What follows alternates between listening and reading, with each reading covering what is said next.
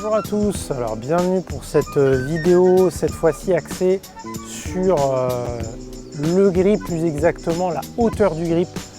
On va voir, on peut varier la hauteur la hauteur de la prise au golf sur pas mal de coups de golf, mais pas tous. C'est parti.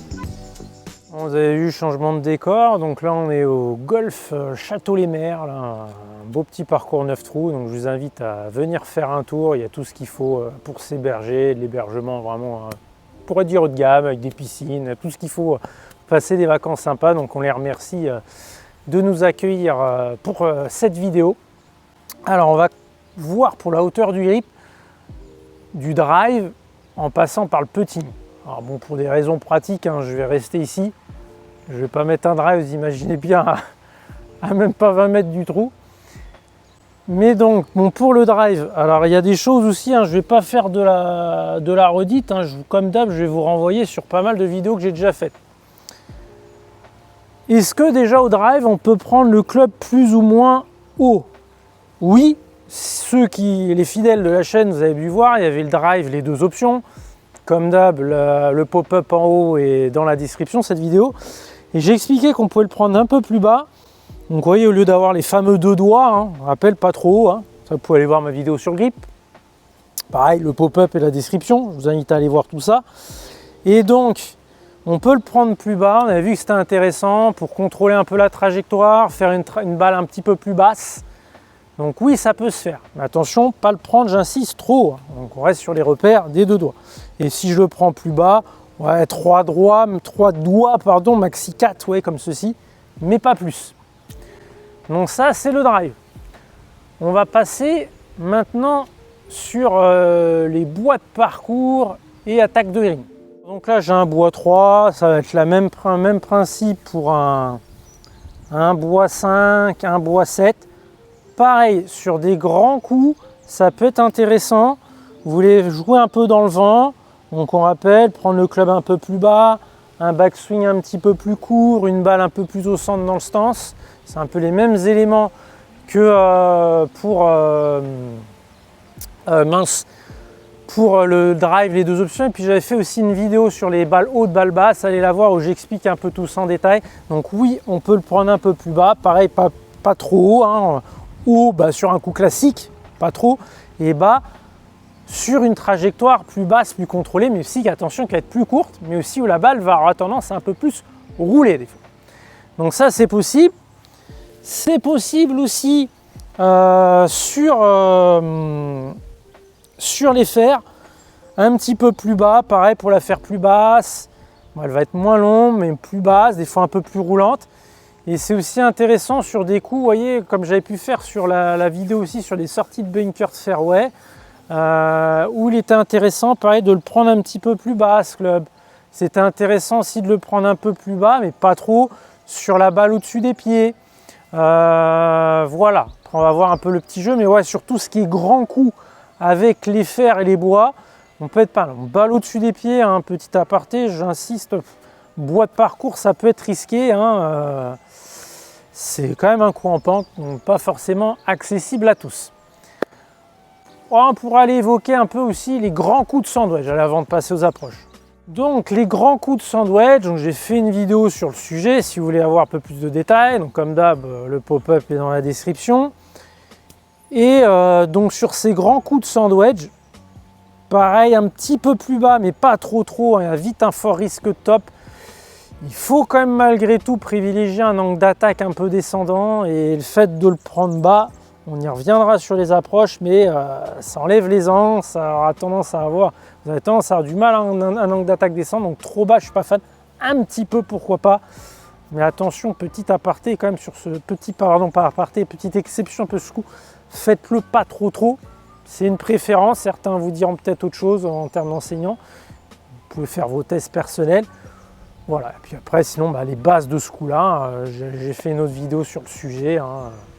Je vous remettrai le pop-up en description, donc là, ça en fait un paquet. Allez voir 2 vidéos.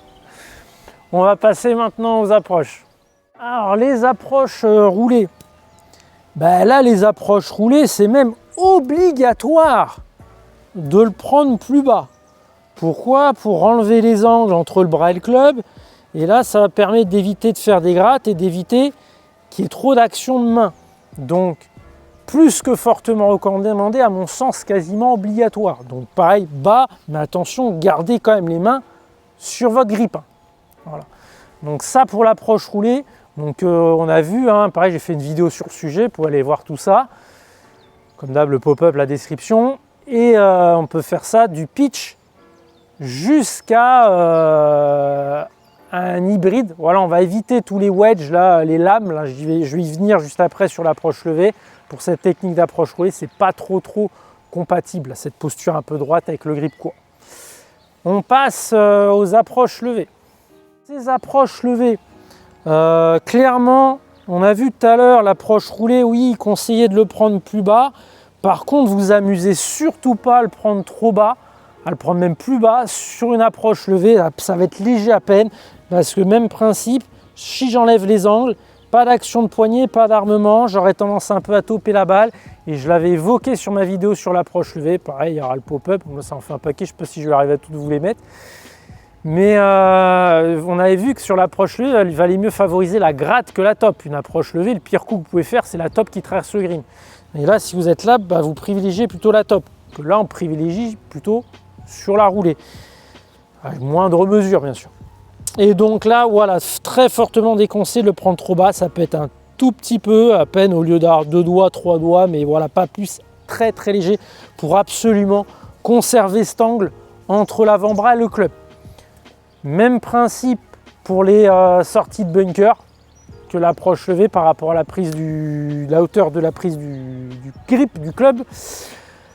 J'essaie de réfléchir si au niveau des approches, bon après l'épreuve ici, mais on a parlé des 3 approches de base. On va passer maintenant au putting. On aurait pu faire une vidéo dédiée à ce problème-là, parce qu'il y a bien une faute que je vois souvent chez les joueurs, c'est ça, c'est de prendre le club plus bas au putting. Et moi, je suis clairement contre. Pourquoi ? Parce que si vous le prenez vraiment bas, vous voyez, vous venez complètement dissocier les bras du corps et on va vite avoir une trajectoire flottante. Je sais, ça vous donne un côté, ça vous rassure un peu là, de le prendre plus bas, d'être plus proche de la balle. Vous dites que je vais mieux contrôler le putter. Et non, c'est totalement faux. Donc là, moi, je préfère clairement voir ici avec des coudes un peu plus proches qui va permettre d'avoir une trajectoire moins flottante. Parce que clairement, avec un club pris plus bas, les bras sont trop dissociés du corps et la trajectoire n'est pas top. Si vous aimez bien être plus proche de la balle, achetez des putters pas trop longs où vous pouvez gripper un peu court. Et là, on voit des joueuses, on voit Michelle Wie ou Erniels qui ont tendance à être très bas, ils ont des putters courts, mais ils ont les coudes assez proches du corps, mais ne prennent pas leur grip court comme ceci en étant avec une posture standard, ce qui, on le rappelle, déconnecte les coudes du corps. Donc c'est soit je suis ici, soit grip un club un peu plus court et les coudes plus proches comme ceci, mais pas de ça. Voilà, on a fait le tour des grands coups de base. Il pourrait manquer quelques petites exceptions, mais on a fait, je pense, un bon tour. Je vous laisse là-dessus. Comme d'hab, n'hésitez pas à vous ajouter à mon groupe Facebook. Beaucoup de contenu complémentaire. Quand je publie pas de contenu sur YouTube, vous allez avoir du contenu ici à côté sur mon groupe Facebook. Donc comme d'hab, c'est en description. N'hésitez pas aussi à m'ajouter en ami sur Facebook et Instagram. Ça me permettra de discuter avec vous parce que je vous propose gratuitement, il faut en profiter pour vous faire découvrir mon programme, de vous accompagner justement pendant une semaine gratuitement pour tester un peu tout ça, vous aider de manière personnelle, ça ne vous engage à rien, donc profitez-en. Et puis bien sûr, je viens de l'évoquer, voilà mon programme d'accompagnement parce que ça ne remplacera pas un encadrement toutes ces vidéos parce que on a tous des problèmes spécifiques. Ce que je vous dis, il y a peut-être des petites nuances à apporter qui sont quand même importantes. Donc l'accompagnement d'un enseignant, ça sera toujours meilleur que de simples vidéos. Donc vous pouvez rejoindre mon programme d'accompagnement. Voilà, cette fois-ci c'est la bonne. À la prochaine, ciao ciao.